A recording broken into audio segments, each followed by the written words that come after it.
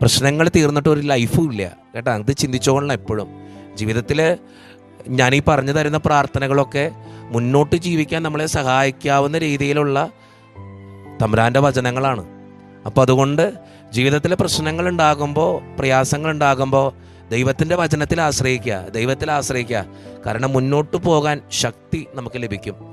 അല്ലാതെ വേറെ വഴികളില്ല. ഈ തകർന്നു പോകുമ്പോൾ, അല്ലെങ്കിൽ ഈ നമ്മൾ നടക്കാനായിട്ട് ഇച്ചിരി ബുദ്ധിമുട്ട് കാണിക്കുമ്പോൾ, നമ്മളൊരു വലിയ മല കയറുക. അപ്പോൾ മല കയറുമ്പോൾ നമുക്ക് നേരെ നടന്നു പോണേക്കാളും നമുക്ക് എളുപ്പമാണ് ഒരു വടി കുത്തിപ്പിടിച്ച് നടക്കുക എന്നുള്ളത്. അപ്പം നമുക്ക് മല കയറാൻ പറ്റും. വലിയൊരു പ്രശ്നത്തിലേക്ക് നമ്മൾ കടന്നു ചെല്ലുമ്പോൾ, വലിയൊരു മല കയറേണ്ടി വരുമ്പോൾ, ആ വടി കുത്തി നമ്മളിങ്ങനെ നടക്കുമ്പോൾ നമുക്ക് ഇച്ചിരി ആയാസം തോന്നും, ഇച്ചിരി ക്ഷീണം മാറുന്ന പോലെ തോന്നും, കുറച്ചൊക്കെ വെയിറ്റ് കുറവ് പോലെ തോന്നും. ഒരു പിടിവള്ളി നമ്മുടെ കയ്യിലുണ്ട്. ആ പിടിവള്ളിയാണ് നമ്മുടെ വചനം എന്ന് പറയുന്നത്, ദൈവത്തിൻ്റെ വചനം എന്ന് പറയുന്നത്.